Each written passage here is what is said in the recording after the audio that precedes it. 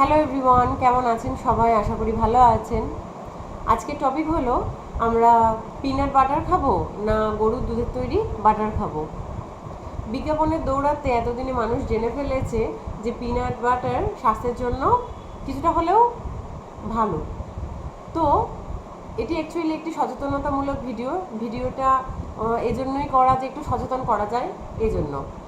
তো প্রথমে আমরা যখন প্রাচীনকালে আমরা ব্যবহার করতাম এই জিনিসটি, এটি হলো ঘি, এটি ব্যবহার করতাম। তারপর ধীরে ধীরে আমরা আধুনিক হলাম, মডার্ন হলাম। তারপর আমরা ব্যবহার করতে শুরু করলাম এটি বাটার।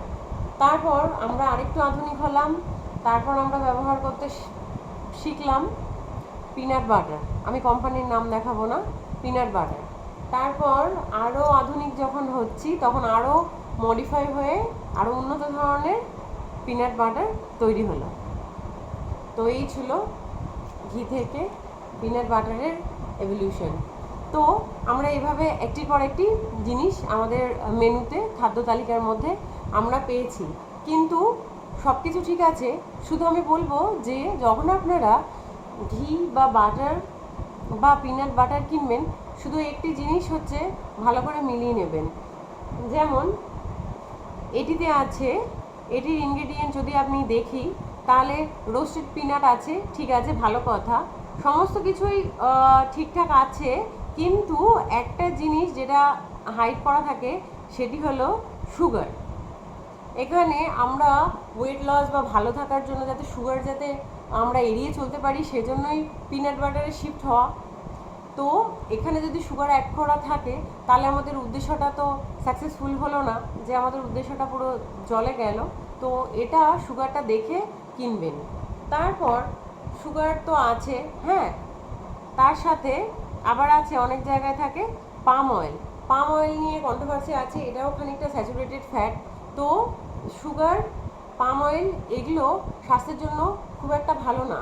তো এটাই বলার উদ্দেশ্য যে যখন দেখবেন সুগারহীন অবস্থায় আপনি পিনাট বাটারটা মার্কেট থেকে কিনবেন। অনেক অনেক কোম্পানি অ্যাভেলেবেল আছে, ভালো করে দেখে সুগার বর্জিত পিনাট বাটার যদি আপনি নেন সেটি স্বাস্থ্যের জন্য বেশি ভালো হবে। যেগুলো চিনি দেওয়া আছে সেগুলো বাচ্চাদের জন্য কিছু মাত্রায় ভালো হতে পারে, কিন্তু বড়দের জন্য খুব একটা সুবিধার হবে না। আর যদি আপনারা যদি সুগার আছে কি নেই যদি না বুঝতে পারেন, তখন কি করবেন, এরকম বাটার কিনবেন, বাটার কিনে বাটারটাই স্প্রেড হিসেবে ব্যবহার করবেন। কিন্তু যেদিন আপনি বাটার বা ঘি খাবেন সেদিন আপনাকে মাথায় রাখতে হবে যে অন্য অ্যানিম্যাল ফ্যাট বা স্যাচুরেটেড ফ্যাটগুলো না খাওয়ার জন্য চেষ্টা করতে হবে। যেদিন আপনি বাটার বা ঘি খাচ্ছেন, অন্য ধরনের অ্যানিম্যাল যে স্যাচুরেটেড ফ্যাট হয়, অ্যানিম্যাল থেকে যে স্যাচুরেটেড ফ্যাট আসে সেটিকে ডায়েট থেকে বর্জিত করতে হবে। আর পিনাট বাটার যদি আপনি নেন তবে আপনি সুগার ছাড়া, আর্টিফিশিয়াল ফ্লেভার, কালার এই সমস্ত বর্জিত অবস্থায় আপনাকে কিনতে হবে। যদি আপনি বর্জিত অবস্থায় সব পেয়ে যান তো আপনার জন্য 100% এটি ভালো হবে। পিনাট বাটার খাওয়াই আপনার জন্য বেশি ভালো হবে। তো আজকের টপিক এটাই ছিল, আশা করি বুঝতে পেরেছেন, কিছুটা ধারণা হয়েছে। নেক্সট বার থেকে যখন যাবেন প্যাকের উল্টো দিকটা ঘুরিয়ে কেনার চেষ্টা করবেন। ঠিক আছে, থ্যাংক ইউ।